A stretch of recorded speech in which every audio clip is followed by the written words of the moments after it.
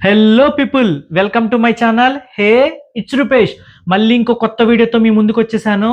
All eyes on Bangladeshi Hindus అని చెప్పి social మీడియాలో అయితే వైరల్ అవుతుంది. నేను మొత్తం కంప్లీట్ ఇన్ఫర్మేషన్ అంతా సుత్తి లేకుండా డైరెక్ట్గా అయితే మీకు ఈ వీడియోలో చెప్తాను. మీరు వీడియోని చివరి దాకా స్కిప్ చేయకుండా చూడండి. ప్రతి ఒక్కరు చూడాల్సిన వీడియో. ఈ వీడియోలో మనం బంగ్లాదేశీ హిందూస్కి ఏం జరుగుతుంది అండ్ బంగ్లాదేశ్లో అసలు ఎవరు అసాసినేట్ అయితే ఈ ప్రొటెస్ట్ అన్నిటికి కారణం అన్నీ కూడా క్లియర్ కట్గా ఈ వీడియోలో అయితే డిస్కస్ చేసుకుందాం. ఎవరు కూడా స్కిప్ చేయకుండా అయితే చూడండి. అలాగే ఈ వీడియోలో ఉన్న ఇన్ఫర్మేషన్ని ఓన్లీ ఇన్ఫర్మేటివ్ గానే తీసుకోండి. నేను ఇక్కడ ఉన్న ఇన్ఫర్మేషన్ అంతా కూడా కొన్ని ఆర్టికల్స్ ద్వారా కలెక్ట్ చేసి అయితే మీకు చెప్తున్నాను. పాయింట్లోకి వస్తే టోటల్ బంగ్లాదేశ్ పాపులేషన్లో అప్రాక్స్ 8 to 9% మాత్రమే హిందూస్ ఉంటారు. చాలా ఇయర్స్ నుంచి కూడా అక్కడక్కడ ఎప్పుడు హై టెన్షన్స్ అనేవి బంగ్లాదేశ్లో ఎప్పటికీ ఉంటానే ఉంటాయి. కానీ 2024 to 2025 మధ్య జరిగిన కొన్ని స్పెసిఫిక్ ఇన్సిడెంట్స్ వల్ల ఈ ఇష్యూ మళ్ళీ సీరియస్గా బయటకు వచ్చింది. షరీఫ్ ఉస్మాన్ బిన్ హదీ అనే వ్యక్తి ఒక స్టూడెంట్ లీడర్ ఇన్ బంగ్లాదేశ్. ఢాకాలో ఇతన్ని ఎవరో ఒక గుర్తు తెలియని వ్యక్తి చంపడానికి అయితే ట్రై చేశారు. షరీఫ్ ఉస్మాన్ నమాజ్ నుంచి వస్తుండగా ఒక గుర్తు తెలియని వ్యక్తి అతన్ని అయితే షూట్ చేశారు. తీవ్ర గాయాలు కావటంతో అతన్ని ట్రీట్మెంట్ కోసం దగ్గర ఉన్న మెడికల్ గవర్నమెంట్ హాస్పిటల్ అయితే జాయిన్ చేశారు. తర్వాత సింగపూర్ తీసుకుని వెళ్ళి అక్కడ చికిత్స చేస్తుండగా అయితే అతనైతే మరణించాడు. ఇది డిసెంబర్లో జరిగింది. అది కూడా చాలా రీసెంట్గా అయితే జరిగింది. ఇతని హత్య అయితే అంత సింపుల్గా అయితే కాదు. ఎందుకంటే ఇతను చాలా పలుకుబడి ఉన్న వ్యక్తి, అది కాక ఒక స్టూడెంట్ లీడర్ అనమాట. ఇతని వల్ల ఈ గొడవల అల్లర్ల వల్ల ప్రీవియస్ ప్రైమ్ మినిస్టర్ అయిన షేక్ హసీనాని పవర్ నుంచి తొలగించేలా చేసింది. ఈ Sharif Usman bin Hadi death ముందు కూడా చాలా గొడవలు జరిగాయి. కానీ ఈయన డెత్ మాత్రం ఒక స్పార్క్ లా అంటుకొని చాలా వైలెన్స్కి అయితే దారి తీసింది.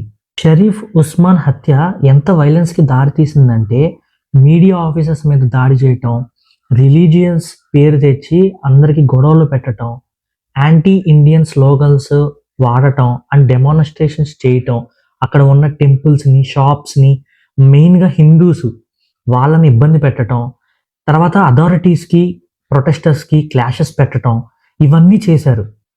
18 డిసెంబర్ బంగ్లాదేశ్లో మైమన్సింగ్ అనే డిస్టిక్లో దీపు చంద్రదాస్ అనే వ్యక్తిని అతి కిరాతకంగా రాళ్లతో కొట్టి చంపేశారు. ఇతను ఒక హిందూ రిలీజియన్కి సంబంధించిన వ్యక్తి. ఇతన్ని ఎందుకు చంపేశారంటే ముస్లిమ్స్ దేవుడైన ప్రాఫిట్ మహమ్మద్ని కొన్ని విమర్శలు చేశాడు, అందుకే చంపేశామని అంటున్నారు. కానీ ఎక్కడ ప్రూవెన్ ఫ్యాక్ట్ అయితే లేదు. అతన్ని చంపేసిన తర్వాత అతన్ని నగ్నంగా ఉన్న బాడీని ఒక చెట్టుకు వేలాడదీసి నిప్పు పెట్టి చంపేశారు. ఈ ఇన్సిడెంట్ తర్వాత బంగ్లాదేశ్ గవర్నమెంట్ కొంతమందిని అరెస్ట్ చేశామని చెప్తుంది. కానీ అది ఎంతవరకు నిజమో అయితే మనకు తెలియదు. దీపు చంద్రదాస్ హత్య తర్వాత ప్రొటెస్ట్ కంట్రోల్ తప్పాయి, పోలీస్ ప్రెషర్లో పడిపోయింది, లా అండ్ ఆర్డర్ వీక్ అయిపోయింది. ఈ గ్యాప్లో కొన్ని గుంపులు బాగా స్ట్రాంగ్ అయిపోయి, అంటే ఉగ్రవాదుల్లా తయారైపోయి సోషల్ మీడియాలో ఫేక్ న్యూస్, రూమర్స్ ఫాస్ట్గా స్ప్రెడ్ అయ్యేటట్టు చేసి మైనారిటీ ఏరియాస్ని మెయిన్గా టార్గెట్ చేశారు. ఇక్కడ మైనారిటీ ఏరియాస్ అంటే మెయిన్గా హిందూ ఏరియాసే. ఎందుకంటే 10% పాపులేషన్ ఉన్న 10% పాపులేషన్ ఉన్న బంగ్లాదేశ్లో హిందూసే మైనారిటీ. కొన్ని విలేజెస్లో అయితే హిందూస్కి సంబంధించిన ఇల్లు, షాప్స్, టెంపుల్స్ అన్నిటి మీద అటాక్స్ అయితే జరిగాయి. ఇవన్నీ ఎవరు చేశారా అంటే మొత్తం అందరూ కూడా టీనేజర్సే.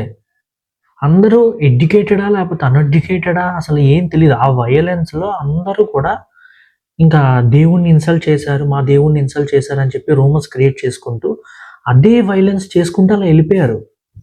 కొన్ని రిపోర్ట్స్ ప్రకారంగా అయితే ఫేక్ సోషల్ మీడియా పోస్ట్ వల్ల సిచ్యువేషన్ అవుట్ ఆఫ్ కంట్రోల్ అయ్యింది, వైలెన్స్ ఎక్కువైపోయింది, చాలామంది గుంపులుగా తయారైపోయి అటాక్ చేశారని అంటున్నారు. కానీ మెయిన్గా ఈ వైలెన్స్కి ఒకటే రీజన్ కాదు, చాలా మేజర్ రీజన్స్ ఉన్నాయి.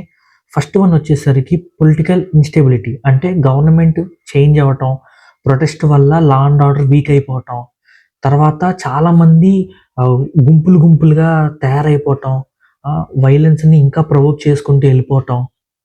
ఎప్పుడైనా సరే ఒక చిన్న రూమరే చాలా పెద్ద వైలెన్స్కి దారి తీస్తుంది. ఈ గొడవలకి ఎవర్రా రెస్పాన్సిబుల్ అంటే అలా అని బంగ్లాదేశ్ పీపుల్ కాదు, మొత్తం ముస్లిమ్స్ కాదు, కొంతమంది రిలీజియన్ పేరుతో చెప్పి అల్లర్లు చేసే గ్రూప్స్. అది కాక బంగ్లాదేశ్లో చాలామంది నార్మల్ సిటిజన్సే ఈ వైలెన్స్ని అపోజ్ చేశారు, కొంతమంది ముస్లిమ్స్ అయితే. కొన్ని రిపోర్ట్స్ ప్రకారంగా అయితే ఇదే టైంలో సోషల్ మీడియాలో కొన్ని old photos, wrong country videos కూడా సర్క్యులేట్ అయ్యాయని అయితే చెప్తున్నారు. ఓవరాల్‌గా అయితే కొన్ని ఆర్టికల్స్ ప్రకారం ఈ వీడియోలో చెప్పింది 100% అయితే ఫ్యాక్ట్సే.